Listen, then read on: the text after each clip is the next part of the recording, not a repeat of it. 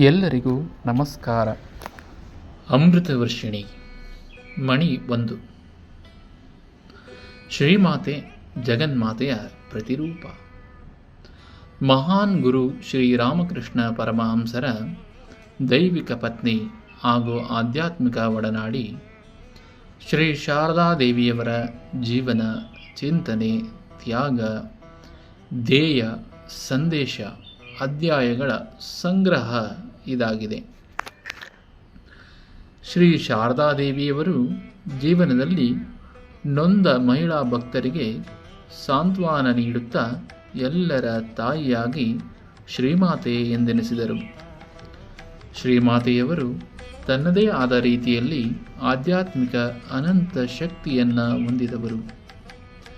ಆದಿಶಕ್ತಿಯು ಶ್ರೀ ಶಾರದಾದೇವಿಯವರ ರೂಪದಲ್ಲಿ ಅವತರಿಸಿದ್ದಾರೆ ಎನ್ನಲಾಗುತ್ತದೆ. ಇದಕ್ಕೆ ಸ್ವಾಮಿ ವಿವೇಕಾನಂದರು ಶಿವಾನಂದರಿಗೆ ಬರೆದ ಪತ್ರವೇ ಸಾಕ್ಷಿಯಾಗಿದೆ. ಶ್ರೀಮಾತೆಯವರನ್ನು ಯಾರು ಸಾಕ್ಷಾತ್ ಜಗನ್ಮಾತೆ ಎಂದು ಒಪ್ಪಿ ಗೌರವಿಸುವುದಿಲ್ಲವೋ ಅವನಿಗೆ ಧಿಕ್ಕಾರವಿರಲಿ ಎಂದಿದ್ದಾರೆ. ಶ್ರೀಮಾತೆ ಹೇಳುತ್ತಾರೆ, ಶ್ರೀರಾಮಕೃಷ್ಣ ಪರಮಹಂಸರು ಪರಮಾತ್ಮನ ಮಾತೃಶಕ್ತಿಯನ್ನು ಪ್ರಕಟಿಸಲೋಸುಗವಾಗಿಯೇ ಜಗತ್ತಿಗೆ ನನ್ನನ್ನು ಬಿಟ್ಟು ಹೋಗಿದ್ದಾರೆ. ಶ್ರೀರಾಮಕೃಷ್ಣರ ಮಹಾಸಮಾಧಿಯ ನಂತರ ಆಧ್ಯಾತ್ಮಿಕ ಜ್ಞಾನವನ್ನು ಮುನ್ನಡೆಸುವ ಭಕ್ತರಿಗೆ ಮತ್ತು ಸಾಧಕರಿಗೆ ಮಾರ್ಗದರ್ಶನ ನೀಡುವ ಗುರುತರ ಹೊಣೆಯನ್ನು ಅವರು ವಹಿಸಿಕೊಂಡರು.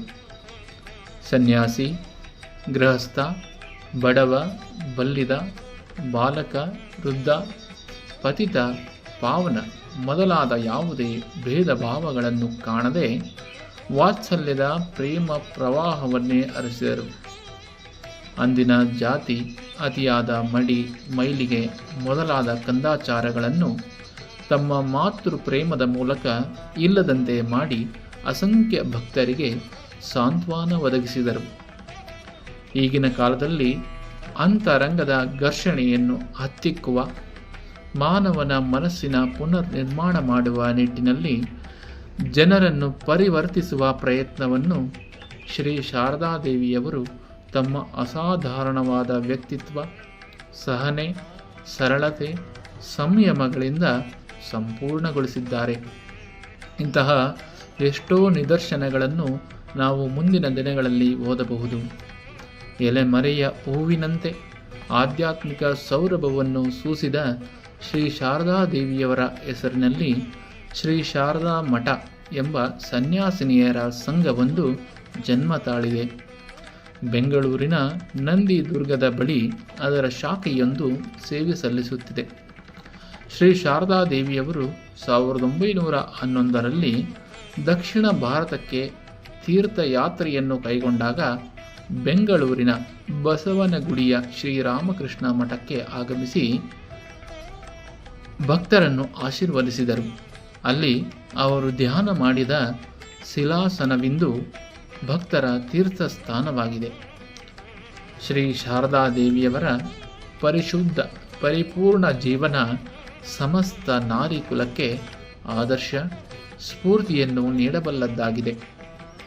ಸಾಮಾನ್ಯ ಸ್ತ್ರೀಯಂತೆ ಬಾಳಿದ ಅವರ ಜೀವನ ಕರ್ಮಯೋಗಕ್ಕೊಂದು ಶ್ರೇಷ್ಠ ವ್ಯಾಖ್ಯಾನದಂತಿತ್ತು. ಕುವೆಂಪು ಅವರು ಶಾರದಾದೇವಿಯವರನ್ನು ಕುರಿತು ಶ್ರೀಮಾತೆಯವರ ಬದುಕು ದೂರದ ವೀಣಾಧ್ವನಿಯಂತೆ ಸುಮಧುರ, ಸುಪ್ರಶಾಂತ, ಮನವಿಟ್ಟು ಕೇಳದೆ ಹೋದರೆ ಅದರ ಇಂಪು ಅನುಭವಕ್ಕೆ ಬರುವುದಿಲ್ಲ. ಅವರ ದೈನಂದಿನ ಸಾಂಸಾರಿಕ ಜೀವನ ಸಕಲ ಲಕ್ಷಣಗಳಿಂದ ಸಮನ್ವಿತವಾಗಿದೆ.